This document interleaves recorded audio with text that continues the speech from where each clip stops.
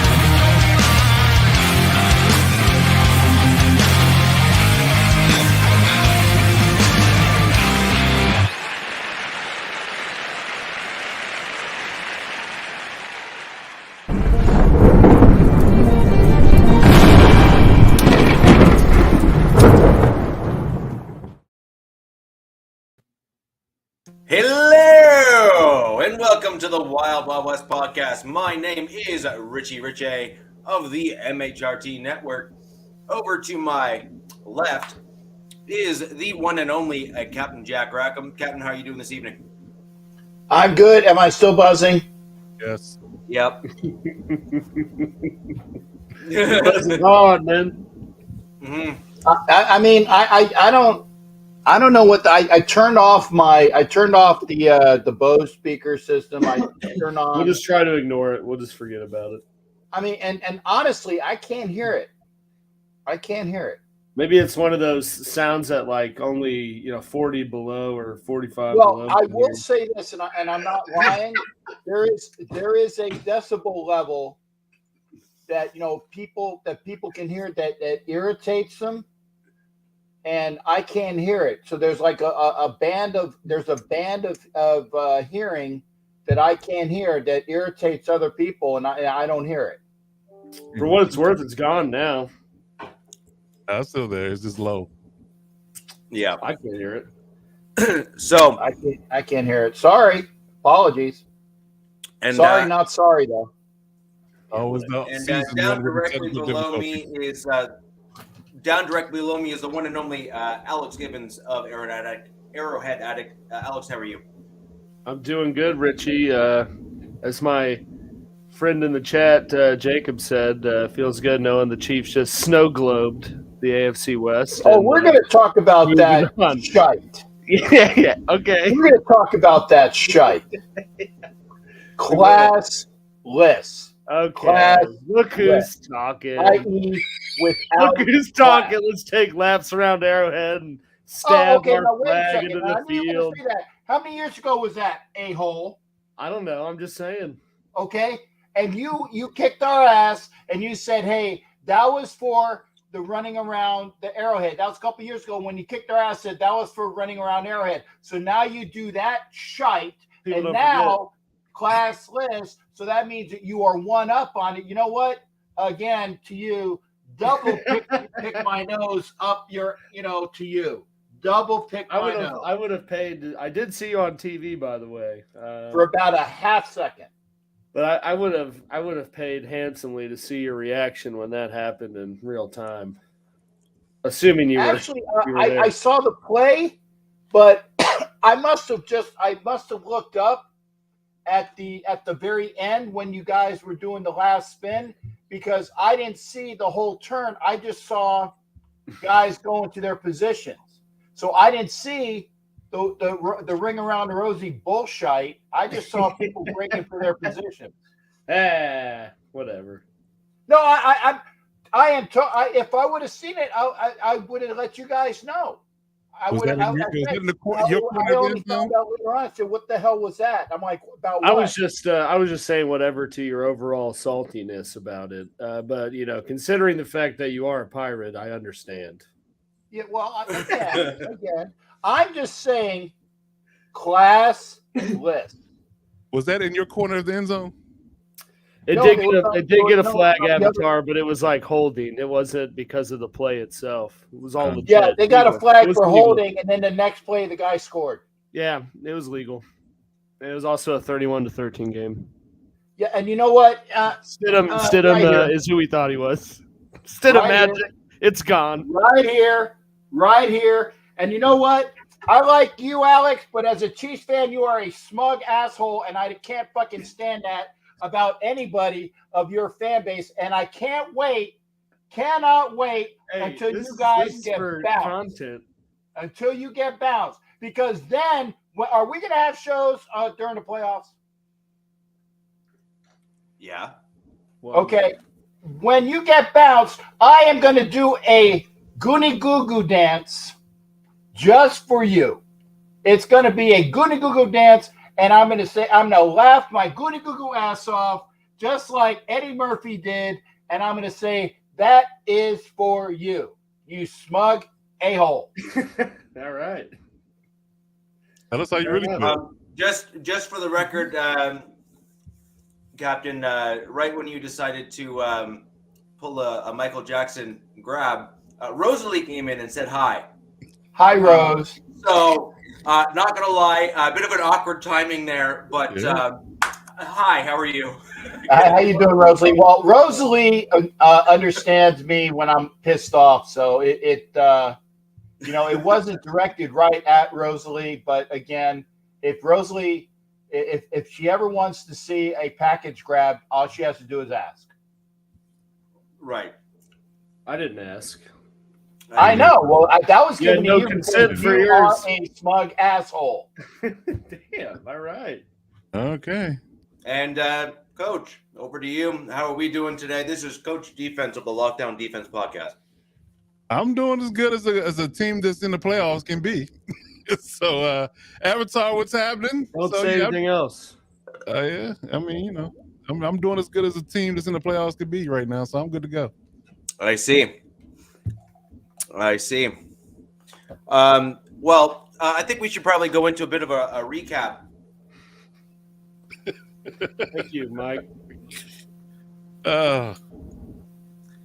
Well, at some point, there has to be a bit of leeway when your team is actually doing well. Now, in fairness, though, the true test will be eventually when the Chiefs start falling from grace, which eventually will happen. Well, I mean, when you're how up react to top, that? you gotta come off the top at some point, right? So, You're not on top yet. well, okay, at the AFC West, they are unequivocally on top, and as far as you guys are concerned, that's the first tier for you. Yeah, that's If you true. Continue the smugness, then I can. That's true. And you know what? Again, this is exactly My mom why. doesn't think I'm smug. Thanks, Mom. Hey, Yeah, Mike. Hey, Mom. And I Okay, also, Mom. Chiefs were not good for the longest time, so let me enjoy it. No, Mom. I adore you, Mom, but your son is a smug asshole, and it's Don't a you lot talk to of my the. mother like that. It's the Hey, same. simmer down, buddy. It's Simmer down. Them Simmer fighting down. Same words. attitude that the majority of the probably 70% of the people that were wearing red that were there last week had. And I get it. But you know what? When you guys drop down again, and it will happen, and hopefully it'll happen before they put me in the ground. Okay. I will be there again to do a Goonie Goo Goo dance and enjoy it. And hopefully I will be doing a Goonie Goo Goo dance as soon as possible. That's Now, fair. just to You can do that. confirm, Even Coach, who like I said, is very you positive go. about his team, is not as smug as that. Just to He's not. confirm, the Goonie Goo Goo dance that you're referring to, that's the Caddyshack Gopher dance, correct? Or either that or the Carlton or a offshoot of the Carlton. It'll be like I think it is. It's the Gopher dance. I always thought it was the Gopher dance, but that's just that's just me.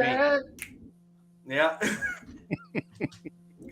So anywho, with regards to last week's game, I think we should probably kick off since we've already halfway gotten into it already. I mean, why not just go all the way there? Let's have a wee little chat between Mr. Givens and Captain and talk about the Chiefs versus Raiders to end the season for at least one of the teams there. It was for our team. I'd be. Come on. Yeah. Call it out.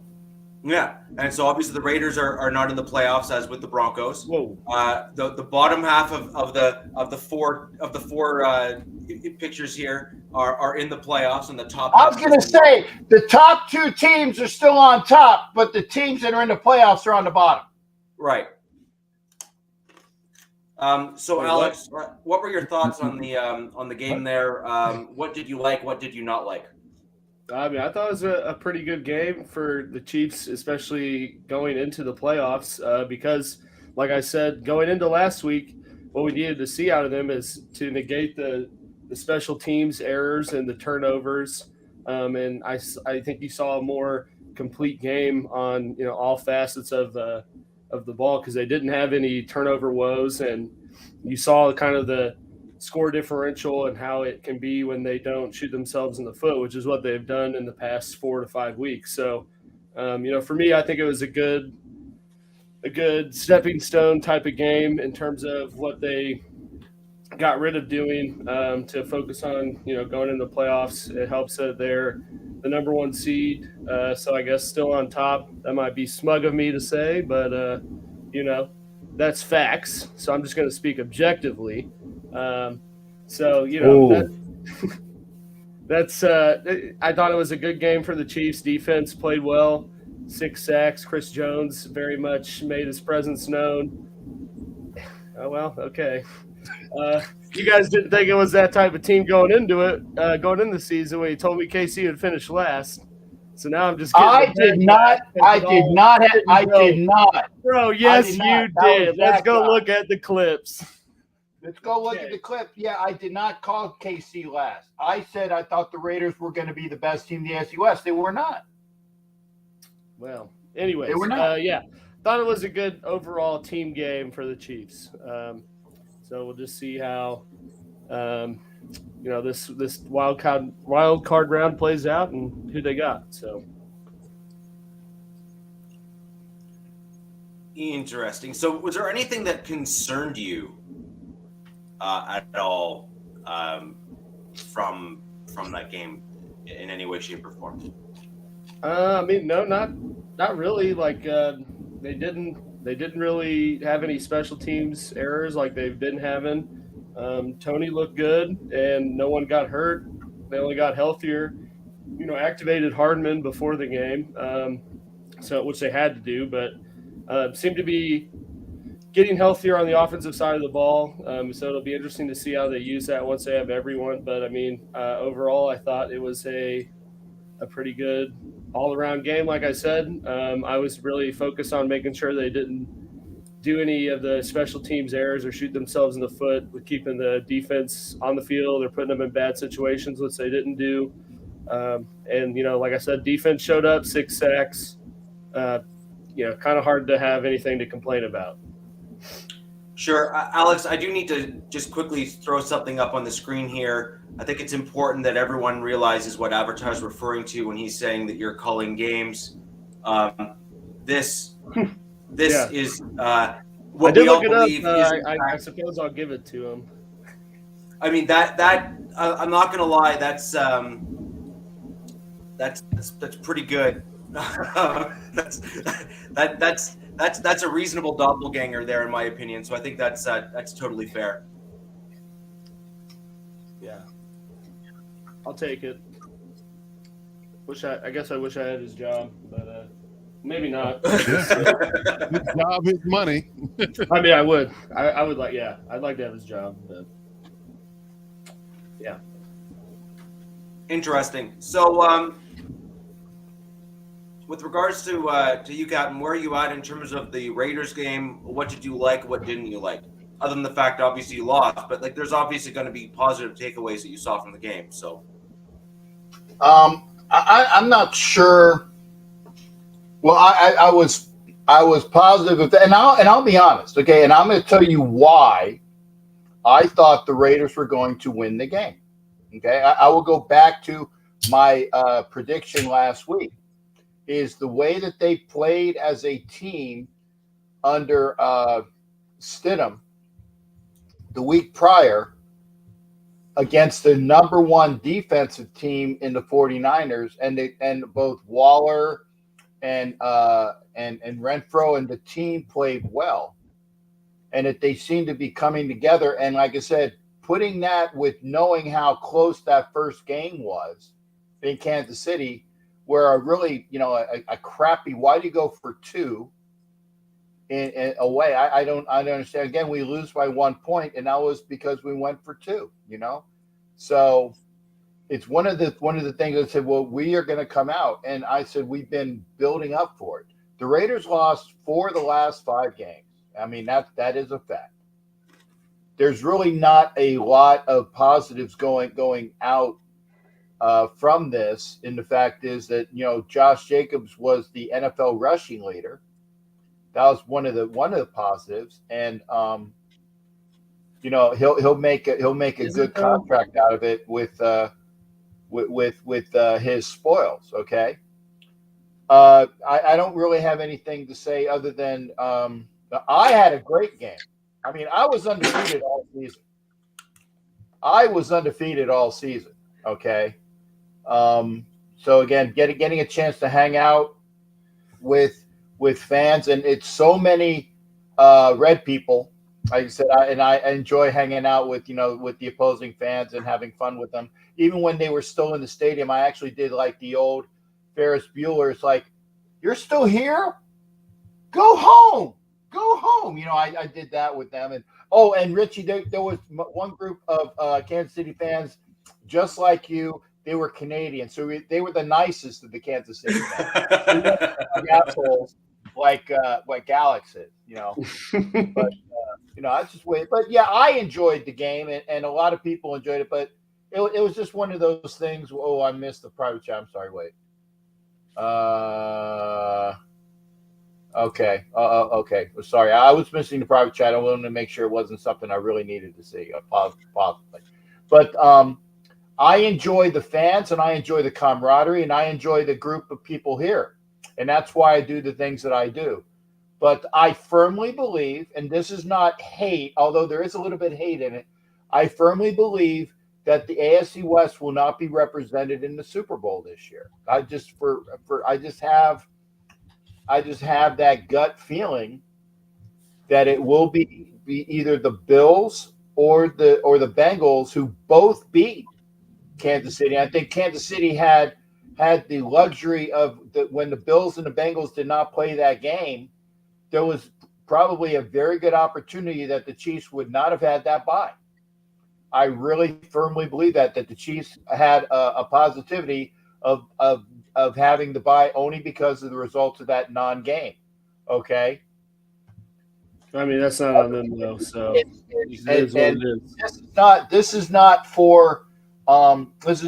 specifically for Coach, because this is not pissiness on my part. But I think that probably one of the best teams in the AFC, the way that they've been playing collectively in the latter half of the season, has been Jacksonville. Yeah. And I think that Jacksonville this year is playing like the Bengals did last year, that they are a up-and-coming ascending team where they're getting stuff together at the right time. So it wouldn't surprise me if either the two teams that beat Kansas City or Jacksonville as a sleeper represents the AFC. And again, that's not hate. That's not hate towards the Chargers. So I'm still trying to find my son a ticket to the game in Jacksonville, because he lives in he lives in Melbourne, and he's a Gargler fan, and he wants to go to the game. Wait. Your son is a Chargers fan? Yeah, I got to I got to him too late in life. Okay. Yeah, I got to him too late in life. So yeah, he was in San Diego as a Gargler fan, and it's stepson, by the way. But that's the reason why, stepson. But he's my son. But he is a true Gargler fan because he stayed with the team through all the highs and lows of that franchise. So and I remember the first Christmas that he brought him and his now ex-wife and his 2 stepdaughters into my house for Christmas. They were all wearing Gargler jerseys to my house on Christmas Day. I like them already. I was going to say that's a coach approval right there. Yes. Yeah. and I said, we got to meet and do lunch. No. And I tell you what, he's good people, Coach. He's a really great kid. Well, despite the fact that you're a Raider fan, Cap, you're good people too. So I won't hold that against you. Thank you. But I told him, I said, I will allow it today, but you will never, ever effing wear that shite in my house again, and they never have. Well, what you should have done is handed them a Raiders jersey and demanded they wear it over top, and that would have been fitting. But when their daughter was, or actually, God, she's what, 13 or 14 now. Yeah. When his daughter was a baby, I did buy her a Raider onesie. Nice. So I did make sure that, and there I do know that there are pictures of her in the Raider onesie, so at least I have that nice on my favorite. But it's one of those things, like I said, that congratulations to the Chiefs and the Gargler and the Charger, whatever their name is, the team from San Diego that used to be the Chargers, the Los Angeles Gargler, whatever their name is. Okay, congratulations to the Chiefs and Chargers for making the playoffs. But it's a huge feat in and of itself, right? I'm sorry, sir. What? That's a big feat just in and of itself of being one of the teams in the playoffs. Like it's making it to the playoffs is a big deal in the NFL because the NFL is, if not the hardest professional league to play in due to the style of the game and the churn that you typically end up with from the top and the bottom. Yeah, but again, I just believe that the Chargers are going to go up against a team that is playing on all cylinders at the right time in their house in Jacksonville.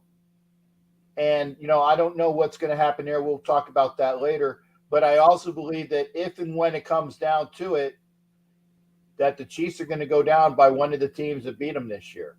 And I think that's possible too. I want to quickly pull up a few comments here just so that we can get through some of them, and then we will. I talked too much. I'm sorry. We will get quickly into the Chargers and Broncos game.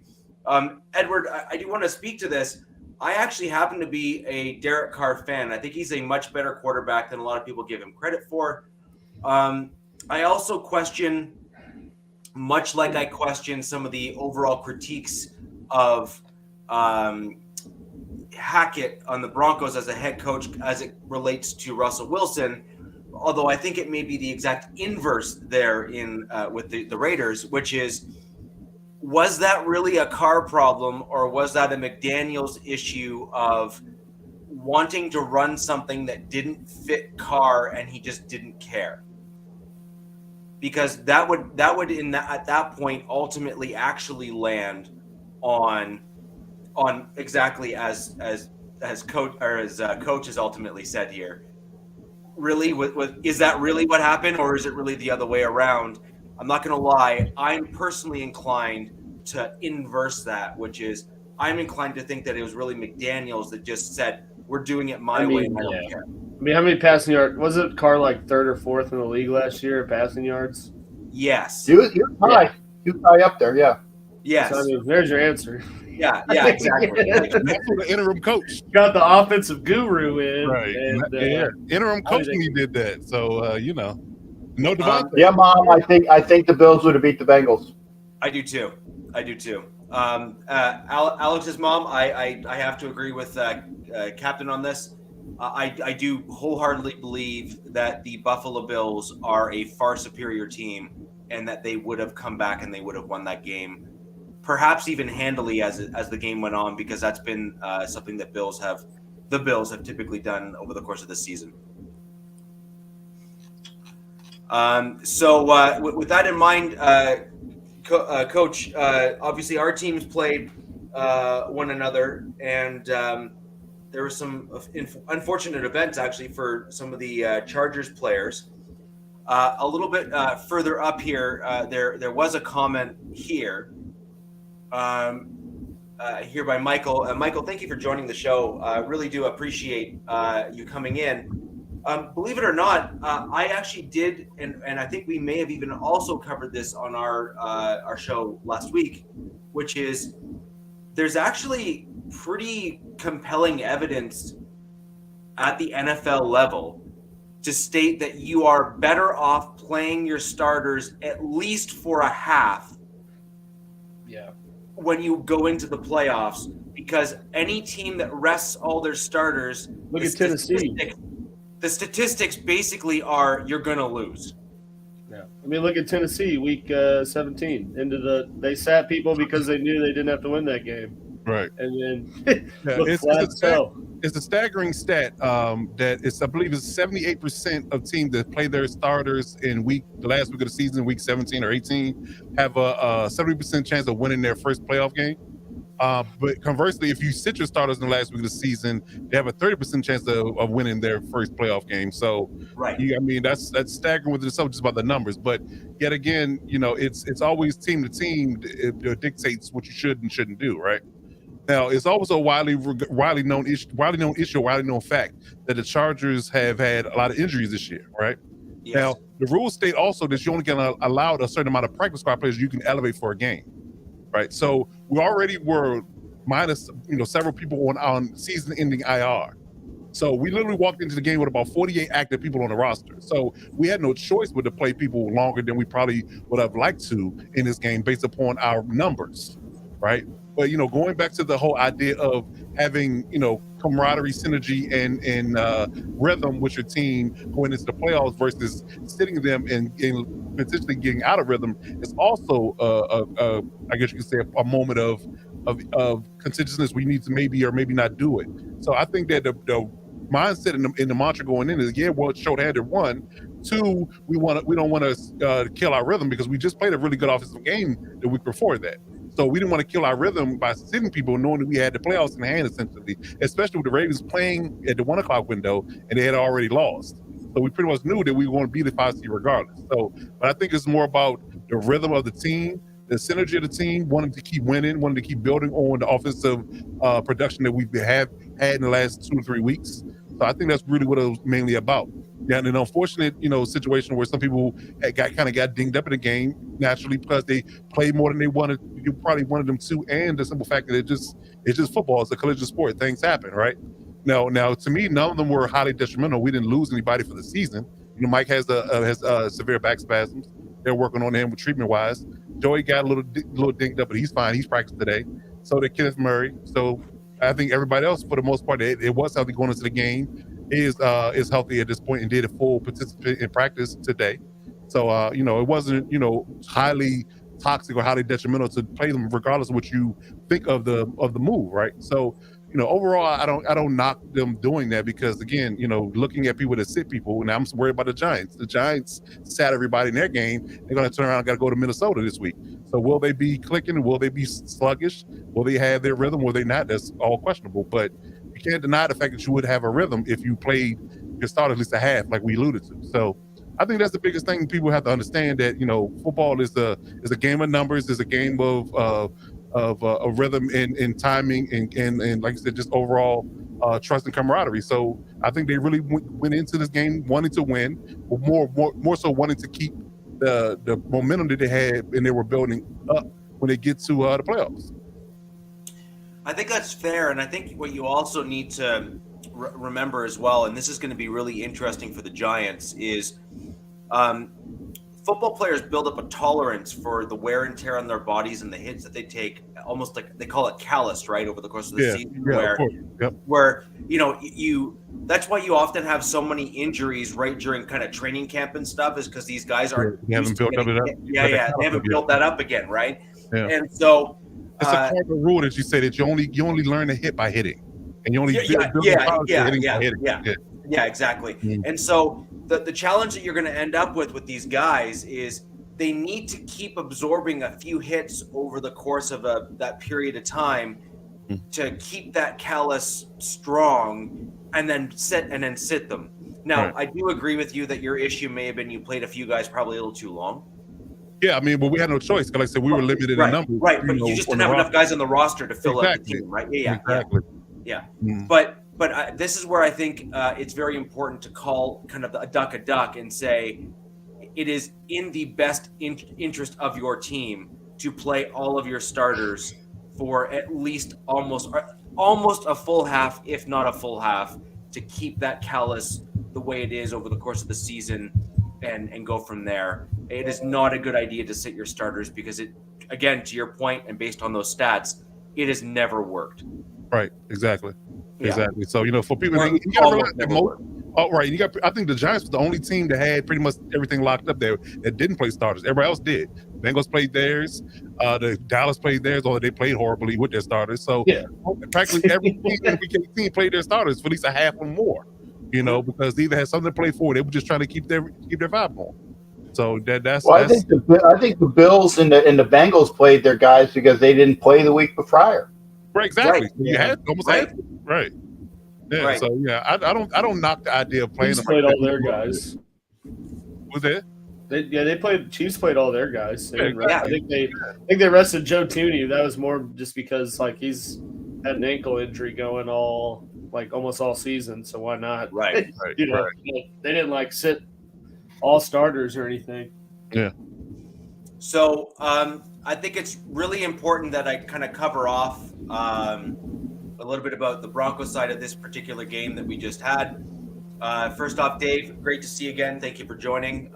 Longtime supporter of the MHRT network in Mr. Dave Glassman.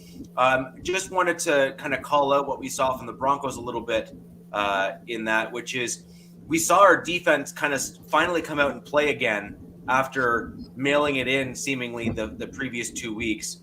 And that was one of the things that I brought up when the Bolt Bros had me on as part of the, Broncos Chargers kind of last game of the season matchup, where I was personally discussing the fact that this is going to be a very telling game for our defensive coordinator, which is, can he get the defensive players to get fired up again and come out and play like they had in the previous portions of the season?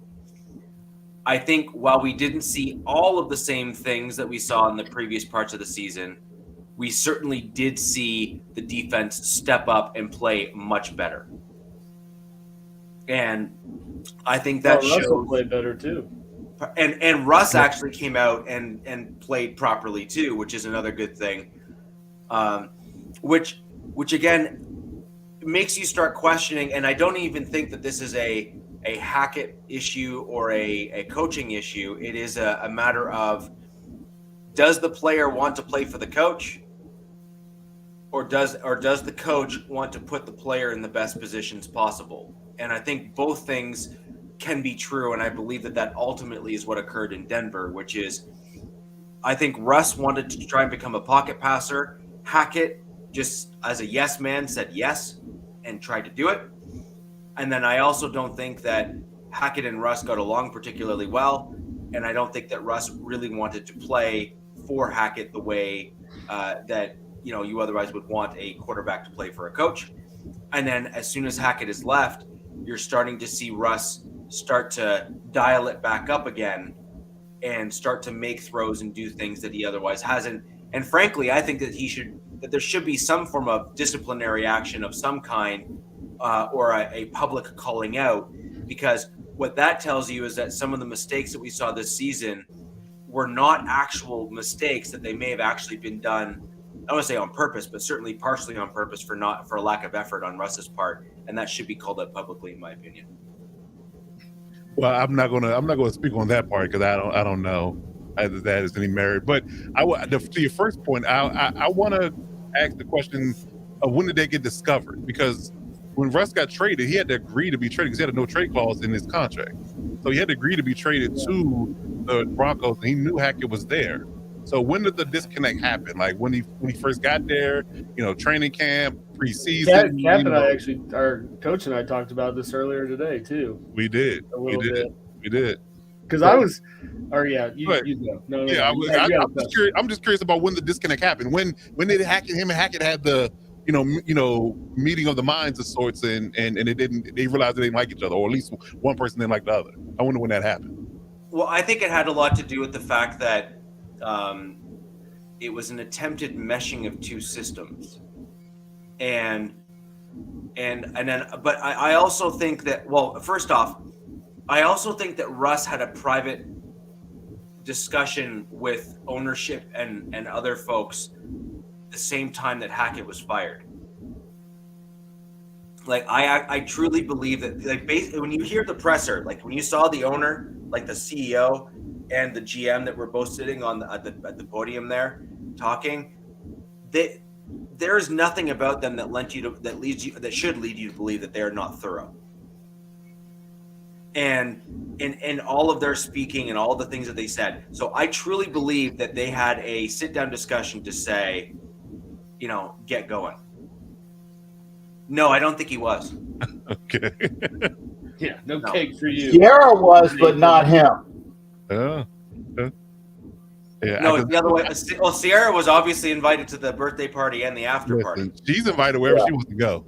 Let's just keep it honest. Wherever she wants to go, we're going. My buddy.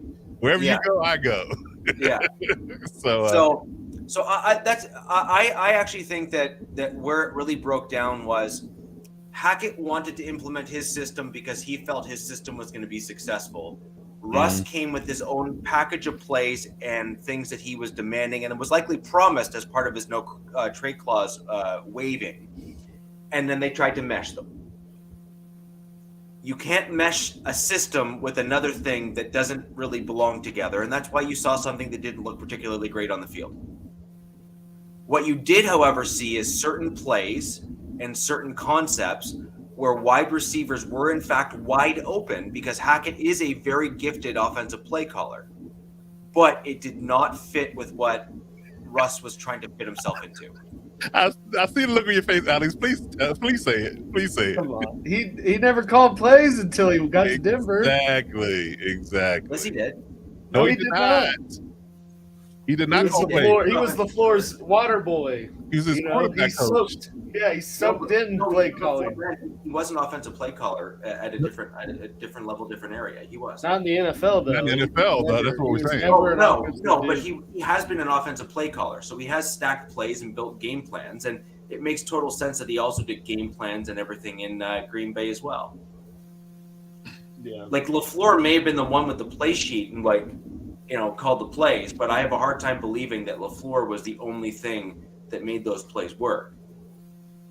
Even Andy Reid has been public to say that he takes in feedback from everybody.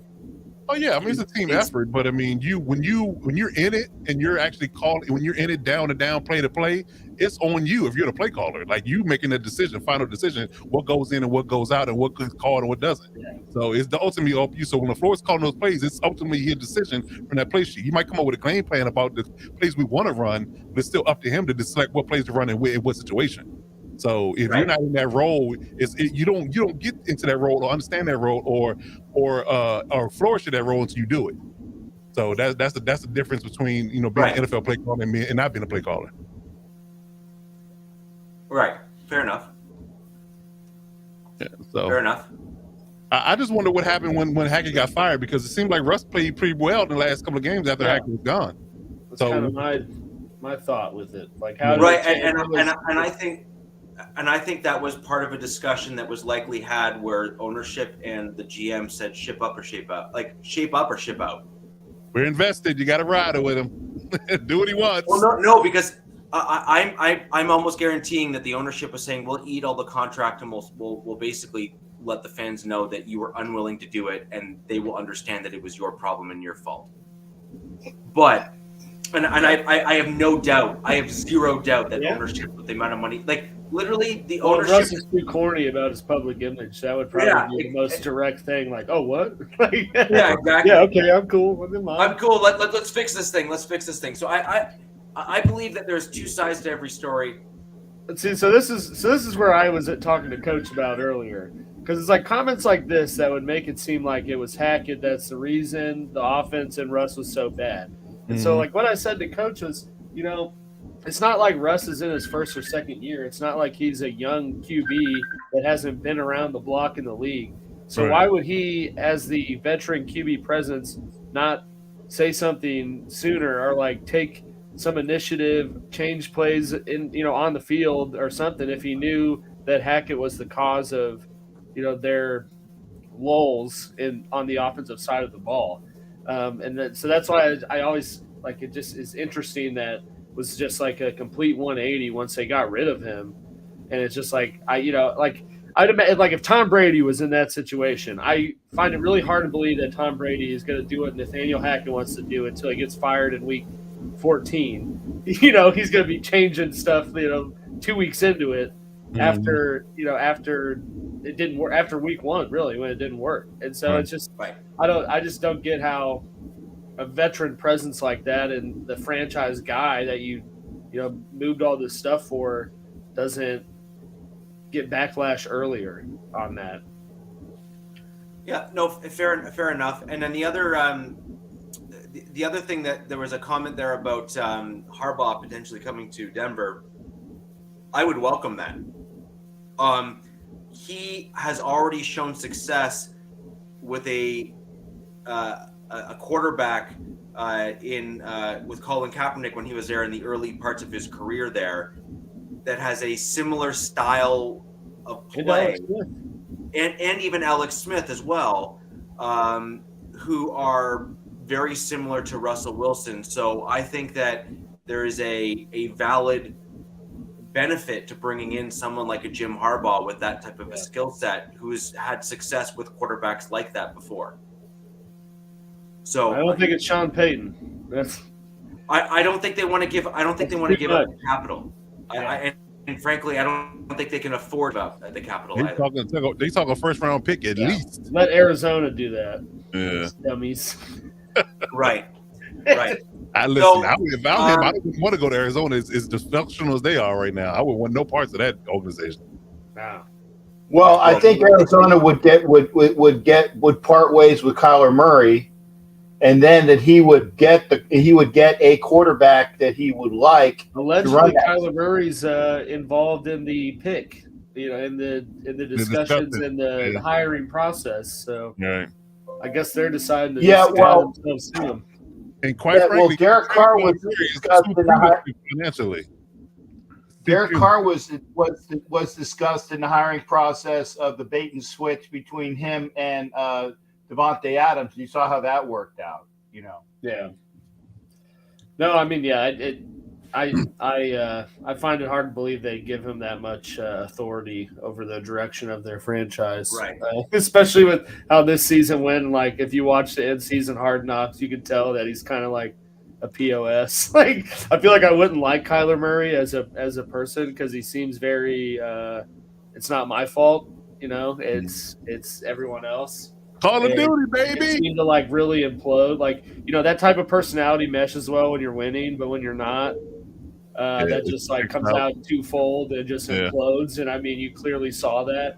I feel bad for JJ Watt that he was like, that was the end of his career. Was that situation. Yeah, that really. Like he didn't, but like it's respectable that he didn't want the praise of like the like town to town tour of like, this is JJ Watt's last game here. And so like he waited until he knew they wouldn't have time to like set stuff like that up just to get out. But well, I can only say that I've only seen one season of Hard Knocks, because I had no desire to see Hard Knocks, and it was obviously the one season that the Raiders were on because I can care less about Hard Knocks.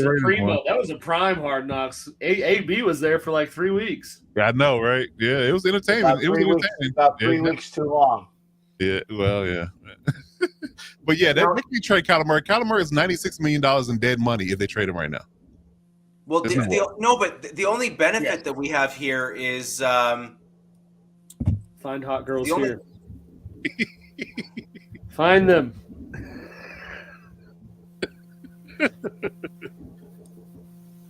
The benefit that you guys have with I was trying to get rid of it. Sorry. I was trying to block it, and sorry, apologies. Yeah, your OnlyFans folks came in too early, Cap. My OnlyFans. There is a benefit with Sean Payton, though. He has in fact got extensive experience working with a very short quarterback. Drew Brees. Yeah, but you got to give up so much, though. Like, I was looking at like the trade for Gruden, right? It was like what, two firsts and 2 seconds. Yeah, 2 1s and 2 2s. Yeah, it was. It was like even Herm Edwards, right? There's been 5 coaches that have been picks have been involved for them to go to a different team. And even Herm Edwards was a 4th round pick. And like that dude lasted like 2 years in KC. Wow. So like I imagine it's at least a 1st rounder, which Denver only has what? 1, 2. Or I mean, yeah, they have 1 this year. So Sharif, you're hilarious, by the way.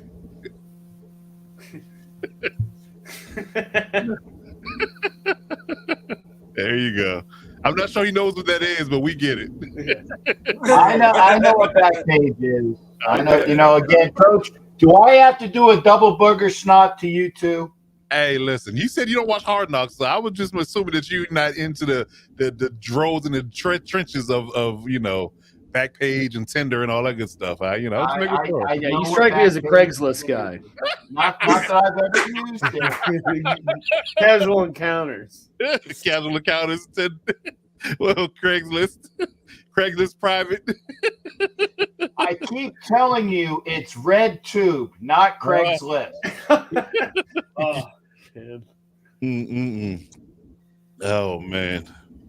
Awesome. Too funny. So, to round out the show, guys, we have the Chargers coming up with their game against the Jags. Oh, Chargers. So, Coach, I would like your take in terms of your opponent and what you think that you need to do to actually come out on top of the Jags, who I have to agree with Captain there. They have been playing very, very well, especially as the season's gone on the back part of it there. They had a bit of a lull in the middle. They were super good at the beginning. They had a bit of some challenges, we'll say, in the middle of the season, but they've really started to come together as the season's kind of started to finish out. Yeah, I think it's ebbs and flows with that Jags team. Because I literally watched the entirety of the game against the Titans, and they didn't score offensively in the second half, if I'm not mistaken. Like they literally had to win the game off a defensive score. So, yes. So they definitely have their ebbs and flows when they get hot. Because think like this, with a more healthy Titans team a few weeks ago, they blew them out the water, and then they struggled with them at home. For the last game of the season with something on the line. It felt like a playoff game. A playoff game before the playoff game type of atmosphere. So it kind of gave you a kind of a slight feel of how they would react, how they would play in a tight environment, in a tense environment like that. So I think that we just need to take care of business. I mean, I said this a couple of times already. I talked to the Boat Bros on Sunday after the game, and I talked to Kurt last night about it. And I said that we just need to really just take care of business. I think we just need to bring the effort on defense. Be schematically sound, bring the effort on defense. Don't allow them to utilize ETN early in the run game, because I'm sure the elephant in the room is that the Chargers don't stop the run well. So we can bring the effort that we brought against teams like the Titans and the Dolphins, who run the ball, habitually well. we bring that effort to the ball game and make them one dimensional, I think we're in good hands. And this will be the first game that we have a full out, all out 100% effort and have Joey and Khalil Mack on either side in this game. We haven't seen it since week 3. So I think our pass rush will be at a premium. So and I also think that while our run Davis is stout, defensively we should take care of business as far as keeping Trevor Lawrence off balance. Now offensively, we just got to keep the ball rolling. Even despite us losing to the Broncos ultimately, and I think the 2 fumbles was really what did us in, because they got 10 points off of those fumbles with Austin Eckler fumbling and DeAndre Carter fumbling in the red zone, and they literally got points over those, and that ridiculous score they gave up at the half, which was uncharacteristic. So I think that if we handle business defensively and we keep the ball rolling offensively, I think it should be a sound victory for us. So I think that's what we mainly what we need to do. And the training wheels are off at this point. We don't have to limit Austin Eckler's touches. We don't have to. Week 3 was against the Jags too, wasn't it? It was. Yeah. Yep. So he should be fresh. He said he's best he's ever felt. Best he's ever felt since he had the surgery. He said he hadn't felt this good in years. So he should be fresh. That man $90 million to be in the playoffs. Yeah, well, hey, I mean that's a good would I like that. Would you take that job? Choose. I'd for sure. I'd take $1 million. Right, exactly. Yeah. I won't get to my low threshold, maybe. Yeah, so I think that talent-wise and effort-wise and just overall experience, because that's a factor that you have to always enter in when you talk about the playoffs. We've had players that play in the playoffs that are veterans on our team that know exactly what it's like, along with Brandon Staley, who's been in the playoffs before with the Rams. So we know, from a experience perspective, what it's like for us to play in the playoffs. Now, the Jags team, outside of Doug Peterson, their whole entire team is young. So you have a young, inexperienced team in their first playoff game versus a team that has, I guess, probably about 40% of veterans and maybe about 30% of players that have been in the playoffs before. So you can kind of calm the ranks and reel the young guys in and tell them that, hey, this is what we do expect. This is what it's going to be like. Don't get down on yourself. Kind of encourage them and bring them up along with you. And that's just as valuable as playing well in the game that would allow for you to win playoff games. So I think that if we handle business and we keep the ball rolling offensively, then it should be our game. We just can't have any silly mistakes. And we haven't done that in large space. And this is one thing I'm thankful for in this team. This Staley has changed with this team and from years past that, not beating yourself, having those critical penalties, those critical fumbles and critical mistakes that cost you games, in a sense, in a large part in the totality of the season. So I think that we do all those things in concert, then we should win. I would say that Ed Winchell has the right idea, but I'm not going to put it up because we're trying not to cuss. Yeah. Well, that goes to what I said earlier, right? Like Peterson's won a Super Bowl. Staley hasn't been to the playoffs. I think that's the X factor, right? And I remember a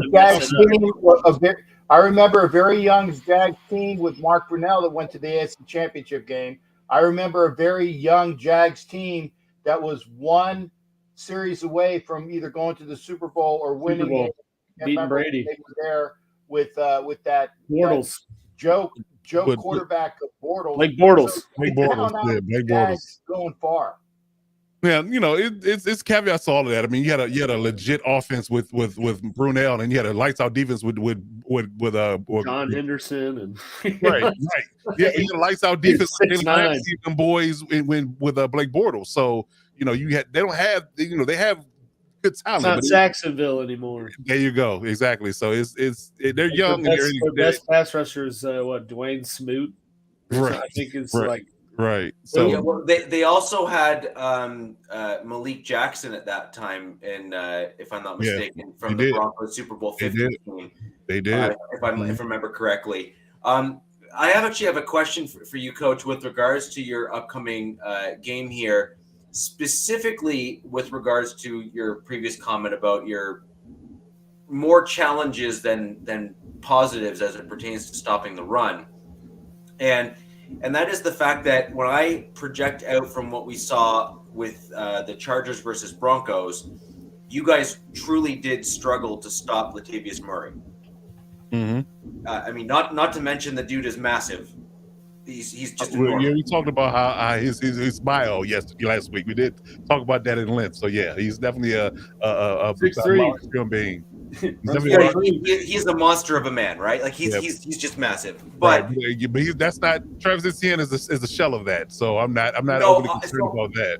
Where I was going with that was the Jags already elevated Snoop Connor as their RB3 onto their active 53, and they did in fact play him not last week but the week prior, and he did quite well. So my question for you is, he's 5'10 and about 225 or 222, somewhere in that range. That's still a pretty big guy considering he's shorter, right? He's not 6'3 and 230, but he's a thick dude. Like, he's a thick dude. So, yeah, like a little bit of a bowling ball, right? So he's going to give you similar fits to what someone like Murray is, just at a different height. So how do you think you guys are going to be able to manage a big bruising style back like that with some power when that has typically been something that you've struggled with most of the year? Well, I mean, let's think about it like this. How often does a third-string running back who hadn't really played all year get any playoff experience or playoff burn in any facet, any year? I mean, if you're worried about a third-string running back hurting you who hadn't played all year, Anderson. You're focusing on the wrong thing. That's a whole different ballgame. I mean, they called that dude up for last-minute goal line run if they need it because he's in at T20. Right. Yeah, that's about it's the ETN show. So I think we're looking at ETN and Hasty being the main people that are going to touch the ball from a running back perspective. So we're going to focus on stopping them. If Snoop Connor is the X factor and they've been hiding them all this year, then you just live with it, right? Because you can't cover up everything that they have. Like, you can't account for every single thing they had. So if we're going to nitpick and say that Snoop Connor is going to be the X factor, he's going to kill us and he's going to have 150 yards rushing, then hey, it is what it is. It's something you can't prepare for. Snoop Connor's about to get the bag. Right. Right. Yeah. Pay that man. Damn. Why is he in a practice spot all year if he's that dominant, right? So, again, you can't really focus on things like that and worry about things like that. You have to really focus on what you know, what you've seen on film. That's NFL. Isn't it Henderson, or did they drop Henderson? I know they picked him up when the Rams dumped him. I haven't seen him either. I've seen Hasty and ATN. That's what I've seen all year. I think it is Hasty, yeah. Yeah, Hasty's even in that Week 3 game. Hasty and Connor. Because they have Robinson. They traded Robinson to the Jets after Brees Hall got hurt. Yeah, because in that Week 3 game, it was like all James Robinson, I believe. Right. Like, I think ETN wasn't getting used yet. And then Exactly. So yeah, that's another thing. So my fantasy team took a hit when they traded J-Rob to New York, and he didn't. Well, yeah, ETN did good for me. At least got me to the playoffs. So I'm glad they did it. So yeah, whatever. I mean, I'm not overly concerned about. I mean, from a coaching perspective, from a football perspective, from a playing perspective, I'm not overly concerned about Snoop Connor, him running the ball at a high clip. Only if ETN and AC go down, then you could be concerned about what he's going to do and his physical stature. But again, you got Christian Kirk to be concerned about, Evan Ingram, ETN, Hasty. Those are the guys that can kill you. Zay Jones, if you don't count for those guys and keep those guys balled up, then you have a problem. But where about Snoop Connor in the third is the third string running back on the practice squad? Not concerned. Okay. You heard it here first. Those are famous last words to see what happens in the game. It's pretty smug of you. Oh yeah, it just might be, but it is what it is. If only I was a Jaguars fan, I'd rip India. You smug bastard. No, I think it was Smug Cookie. Oh Jesus!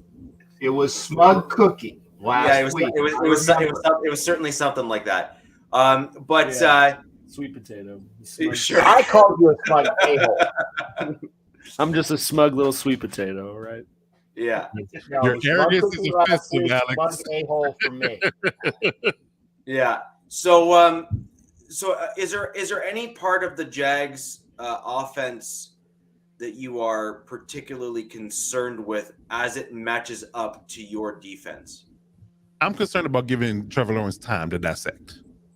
That's what I'm concerned about. If you give him time, you let him sit on his spot and throw the ball, then that's a concern. But if you can move him over the spot, give him limited time to throw, keep him off schedule, then no matter how many weapons he has out there, you're just not going to bode well for them moving the ball in a high clip. So I think that's the biggest thing. It's just to keep him off schedule. If you keep him off schedule, limit the run game, and if we able to get up on them early, then I think that, again, going back to the inexperience, that will weigh heavily on the idea of them trying to mount a comeback. But they play without injury. They're very young. They're very hungry. So we can't be ignorant of that. But yes, I mean, understand that we have talent too. So I think that that's the biggest thing that we have to worry about is playing our game and keeping to our game plan. Let me ask a question, Coach. Like when you played them, was Bosa the only guy that was injured that game? Because if that's it, then it's no. A lot of people were hurt in that game. Herbert was coming off that rib injury. I wrote it down actually.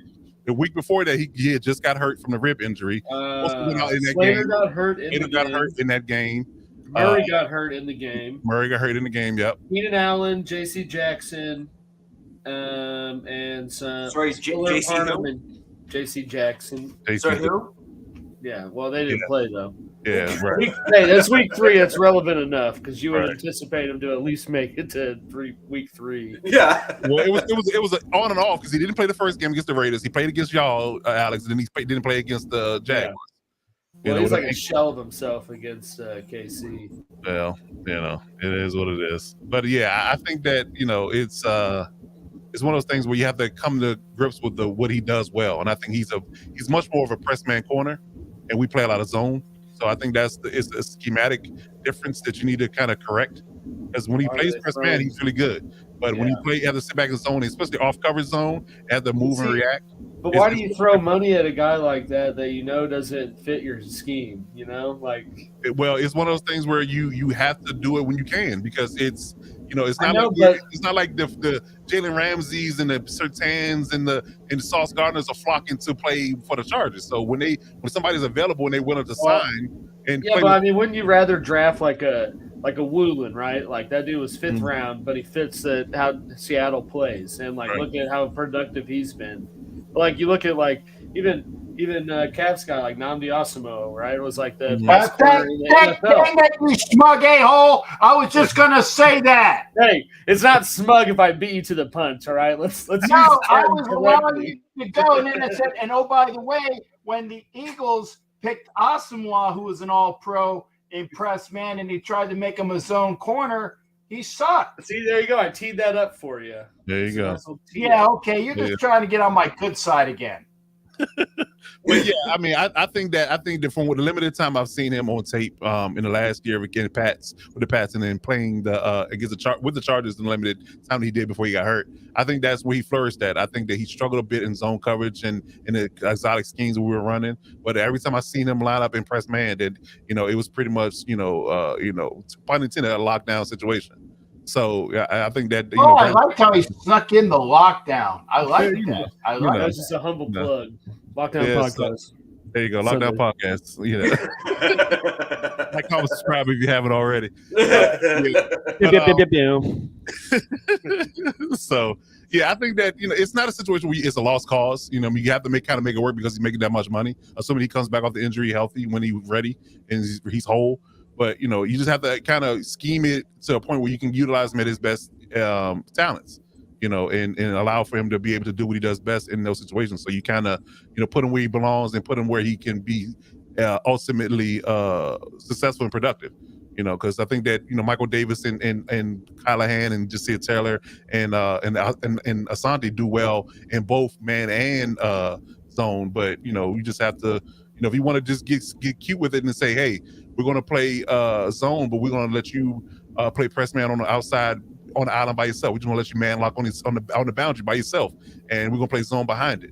Those kind of things. You can scheme those kind of things up and allow him to basically press and be physical with their best receiver kind of thing. So, he can body up Cortland Sutton or body up, not a Miko Harmon, but Valdez Scantling, who was probably the tallest receiver that they had. Devontae Adams just play physical with those guys in one-on-one situations, and we'll play zone behind it. You can get cute with it. So I don't think it's a lost cause, but I think they just need to come to grips with the fact that he's better in man than zone. Yeah, fair enough. Is there any other questions that you have for Coach or any of us with regards to the AFC West or specifically with Coach? We got an interesting one here from Anthony, but it's a fantasy question. Although I think it'd be interesting to talk about. Okay. Yeah, I didn't know whether you saw that yet. He said, "Hey, I saw it. The Chiefs fan." He didn't say your name. Hey, I'm the Chiefs fan. I'll take it. No, it's smug a-hole. All right, whatever, man. So he said he traded Jordan Love for a second-round pick in a dynasty league. Was that a good deal? Well, Anthony, I think that depends on what other QBs you got. But you definitely bought high on Jordan Love heading into probably another everlasting saga of will Aaron Rodgers play next year. That's a fact. But, sometimes the dynasty leagues, like second-round picks, kind of just a waste of space anyways. So, I mean, I'd call it probably a win for both sides, especially if Jordan Love in the next year or two, gets a shot. But, I mean, they really got to do something with him next season, right? Because I think his fifth year's coming up. It is. And you either got to put something on tape to sell it to someone else or sign him for not let him leave your door. So, I mean, this all should come to fruition pretty soon. So, yeah, I want to clean it up for the show, but as my grandfather used to say, either poop or get off the pot. Yeah, right. So yeah, I would say it's time for You him can say it in English. shite or get off the pot. There you go. There you go. You say in old English. There you go. So yeah, I think it's time for them to address that, because there's no way you can spend a first-round pick on that guy and not know what you have. Yeah, like what team has spent a first-round pick on a quarterback, no less, and never play him? And never play him ever. Well, Paxton Lynch got a run, and that guy had no business being in the NFL. How long did Josh Rosen play? Did he play a whole season? Josh Rosen played. Let's see. I think he's played at least half a season. Okay. I mean, he at least got 8 games to figure out he didn't last. Like, he wasn't good. They figured 8 games ago, they're like, we're drafting a quarterback again next year. That's basically what they said. Bad. Yeah. Like, get him out of here. We're drafting a quarterback again. Let's see here. Josh Rosen, in his career, has started 16 games, 13 of which were his rookie year in Arizona. Okay. So that's almost a whole year. Hey, I'm just saying. I think Jordan Love has started 2 games. You played against y'all, and when Aaron was hurt that one game, right? He played against the Chiefs, and they almost won. And then but it wasn't because of him. No, it wasn't. It was not. It was not. It was defense because of defense. But yeah, he is. Let's see, Jordan Love. He started 1 game in his career, actually. That was last year against the Chiefs. Okay. Wow. A first-round pick that started 1 game. That's insane. First-round pick, yeah. Yeah. So, I mean, they got to do something with him. Well, They traded up to get that dude, too. But the indictment is already there because they had an opportunity to trade away and get rid of Aaron Rodgers, and rather than trading him, they re-upped his contract. They did. But I mean, it was clearly Aaron Rodgers. I think that had more to do with Aaron Rodgers being like a piece during the whole process than anything else. And now it kind of blew up in his face. So I really think that the front office is going to take a long look of do we move on and just. Right. I mean, they paid. I think they paid Brett Favre $20 million to leave. They did. To retire, and then he went to the Jets, and they're like, "Hey, we don't care. You're out of here." So I mean, obviously Jordan Love it's not the same situation because he's not a budding superstar to Aaron Rodgers, or maybe he is, but we don't know that at this point. But they clearly aren't jumping at the bit to get him in there, or maybe they are. I feel like you kind of have to tread lightly in a situation like that when you have Aaron Rodgers, who legit just won back-to-back MVPs, and has won a Super Bowl and is for sure a first ballot Hall of Famer that you kind of have to tread lightly on moving on from him or not, and hope that it comes down to a soft landing. But I feel like most of the times I've seen with Brady and these other guys that go somewhere else to play 1 or 2 more years and fizzle out, it doesn't play out that way. So I think that the Green Bay has to make a long and hard decision this year of that they do. Is paying Rodgers $60 million in the best interest of our competitive nature, for the next 5 years, or do we see what we have in Love? So I guess to full circle answer your question, Anthony, I think a second-round pick's a decent deal. Right. Because, hey, if he blows up, you could probably sell him for more. So yeah, because I was actually, when they signed Rodgers to that deal, I was looking for a sign and trade for him to go to Denver because Hackett was gone. So I figured that they was going to sign and trade him to Denver then. But that didn't materialize. Obviously, Russell landed there. But Yeah, it's a very odd situation in Green Bay, and the fact that Aaron Rodgers is not working with his receivers in the offseason to build any chemistry is another telling sign. I mean, look at Christian Watson. Like, Christian Watson definitely came around, but like Christian Watson could have been doing what he was doing in week 2. He could have been, yes.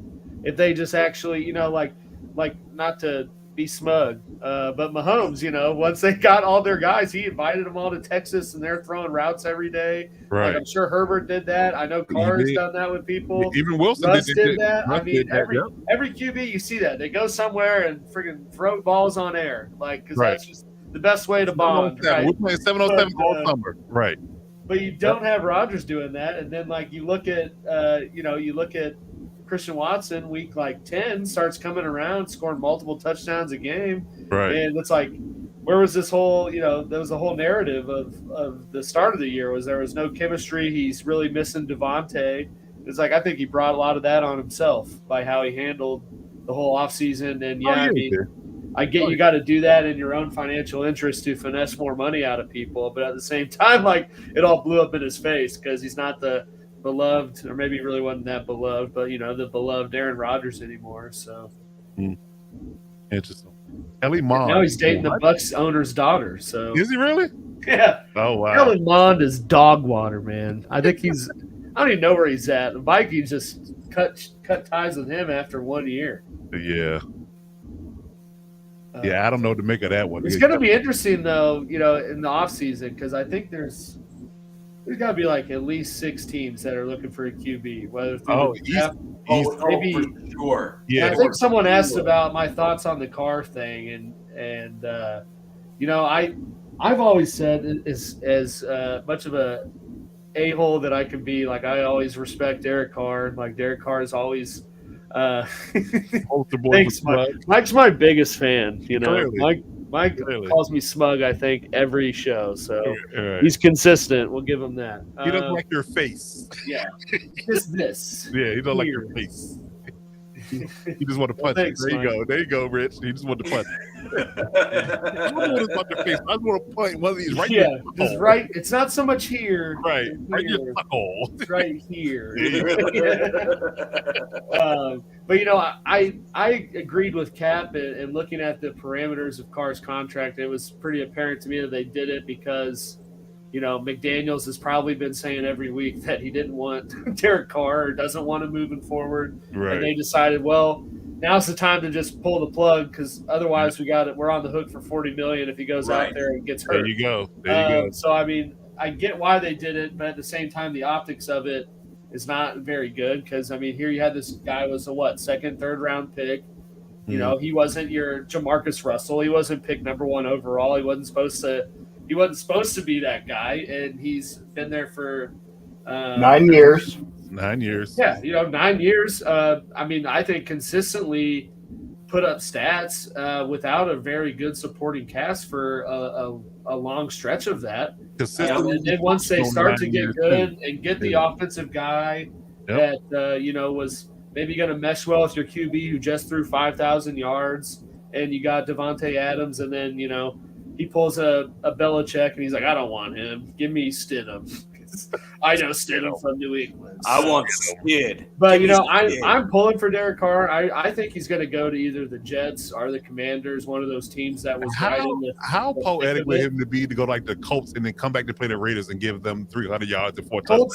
In my opinion, man, Colts are drafting someone because they've done this for like 4 years now. I don't think they're in the market. Yeah, but they still haven't learned their lesson. I think that, and I will have a show, and I will go around the league. There are at least 10 to 12 teams that will want Derek Carr's services. 10 to 12. Yeah. I mean, if I'm him, though, I'm going to, like I said, Jets or Commanders, someone with a solid defense who have already been in the playoff hunt with, you know, Taylor Heineke and Zach Wilson. So I think if you plug Derek Carr into either one of those, he would be ideal for the Jets. Oh yeah, I mean, look You- at you know, he's, like, he's very ideal. similar to Garoppolo, right? And Salah. You also got to look at it from the perspective that you don't want to get away from the AFC. Like if you're a smart man, you want out of the AFC. You want to go to the NFC team and be comfortable for a little while and play some solid ball and have to fight Mahomes and Commander. I mean, look at the East, right? Like, yeah. I mean, you got East kind of blew up this year. Daniel Jones and Jalen Hurts. The only person you got to worry about is Jalen Hurts in that situation. So yeah, right. But you also have to remember is that Derek Carr is at least presents himself as a very, very grounded individual. Yeah, I mean, he seems like it. And he just seems like he's just level all the time. And I think that bodes very well for someone being in New York and being able to manage the New York media. I just don't like he's in the Jets. You know, Derek Carr's always struck me as as much as you like maybe being not a Raiders fan, watching some of his emotional pressers. I mean, you got to respect the fact that the dude is who he is, right? Like he's not going to go out there and, you know, not say something because the press won't like it or like not do something. So like, that's another component of why I've always respected him. Like, you know, football is an emotional game, and just like Philip Rivers, not right? Afraid. Yeah, like he's just like Philip I Rivers. respected Philip Rivers. Did Oh I yeah, hate him? Absolutely. But you know, I still respect him.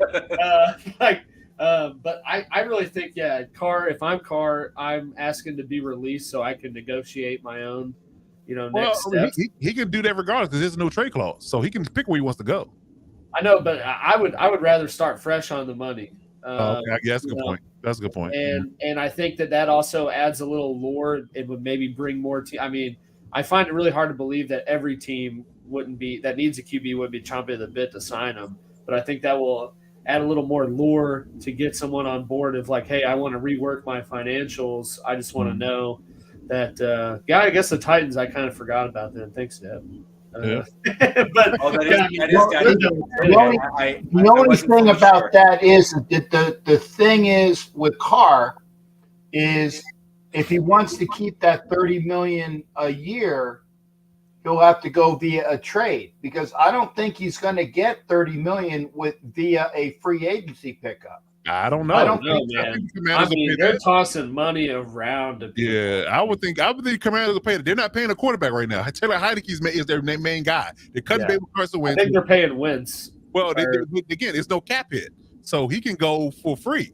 So with the Jets, though, Jets are Mike White's a free agent. They got Zach Wilson on his rookie deal. Deal, right? Although they say they're with him, like I doubt that. I doubt that highly. When you tell a man he got to get away from the team for a while to reset, then that's not bode well for me. Doesn't bode well for me. So I think I would go to the NFC. I mean, even if Brady leaves Tampa, he can go to Tampa. You know, and that's the Brady situation. Stop doing my show. I'm sorry. I don't know. I didn't get an agenda. I think you need to start sending us your little cliff notes of what you're going to be talking about. Right. So we'll be sure to hit those right at the beginning, and then we get you done.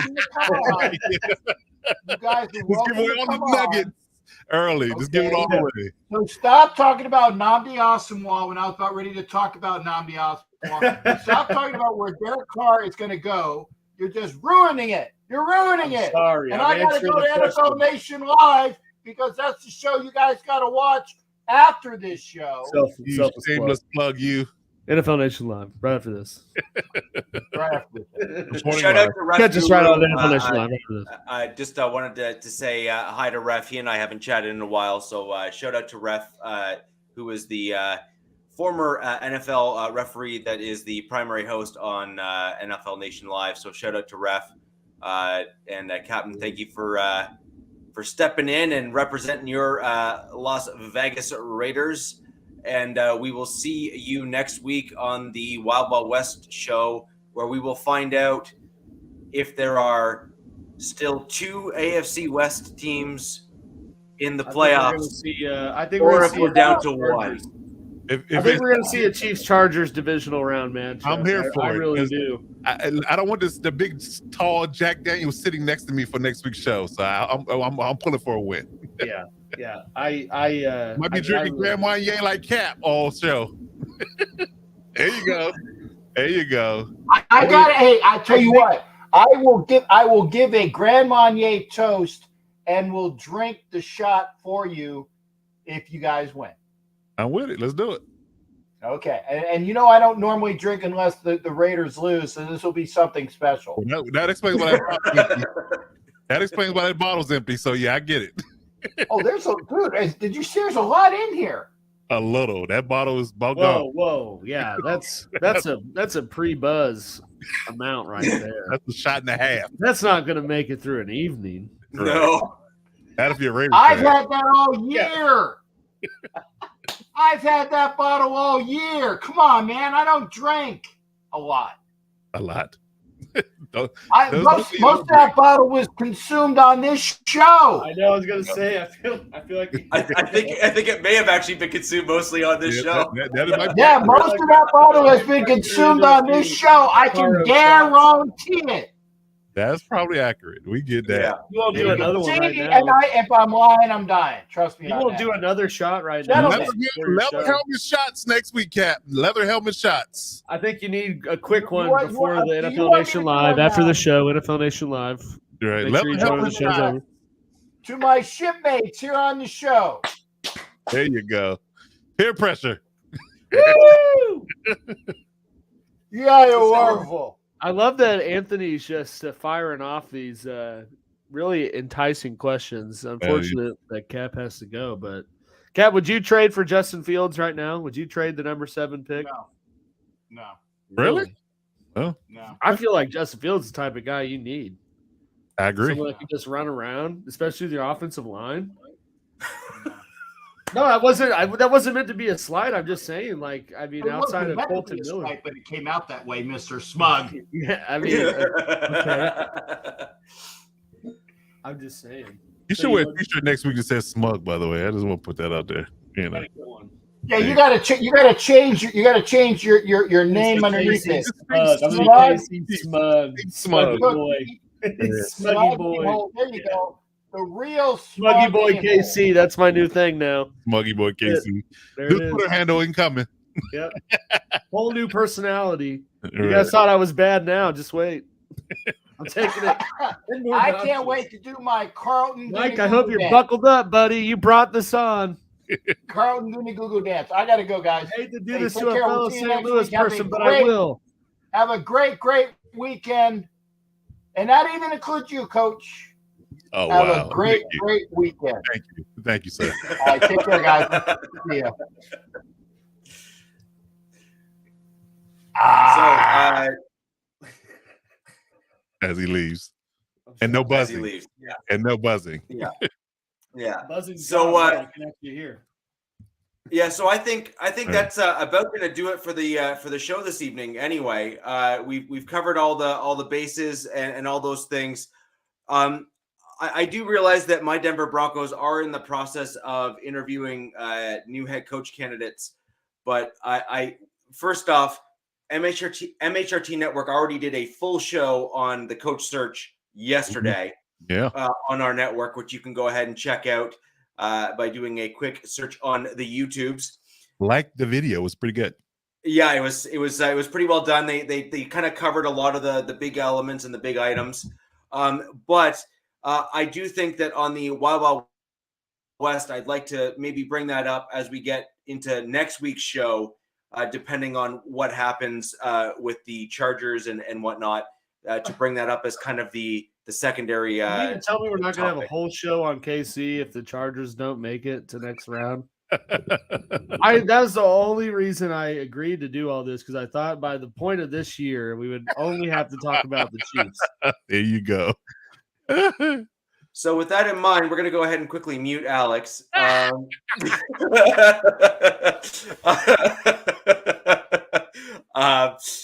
The power. But anyways, with regards to that, I just wanted to thank all of you for joining us this evening on the Wild Wild West podcast. All of my fellow co-hosts, we've had a blast talking to you about the AFC West, what we're going to see hopefully coming up in the games ahead, and also looking ahead starting now in terms of what we might start seeing in terms of changes in the offseason. Those are all the types of topics that you're going to start seeing come on the show. I will also, and we will collectively be bringing in kind of guests for some kind of Q&A stuff, things like that. If there's a specific team that you would like some insight on, please go ahead and leave a comment down below in any of the videos that you are watching right now. And we will do our very best to bring someone on. And if you have specific questions about a specific team, please ask those as well. Way to go, Dad. I like that. You're lucky Cap's not here to call you also smug Right. a-hole. Just hit Right. both father and son. There you go. That's where you get it from. The whole That's what he family would say. line. He would say that's where you get it from. I promise you that's what he'd say. Yeah, he'd say something like apple doesn't fall far from the tree, Exactly. or Exactly. you know, some saying that existed well before I was born. He'd pull that one out. And Right, exactly. Right after the Last Supper. Yeah, there you go. Yeah. So anyways, I want to thank you all for joining us on today's show of the Daddy Smug. Yeah, Dad. Yeah, Dad. We love it. That is amazing. Your dad even did the zinger right before the outro was played. It was like, you know, like right before the. Oh yeah, that was brilliant. That was spectacular. So, anyways, on behalf of the Wild Wild West and the MHRT network, and a special shout out to Daddy Smug, thank you for joining us today. Thank you for joining us today, and we will see you next week. Peace.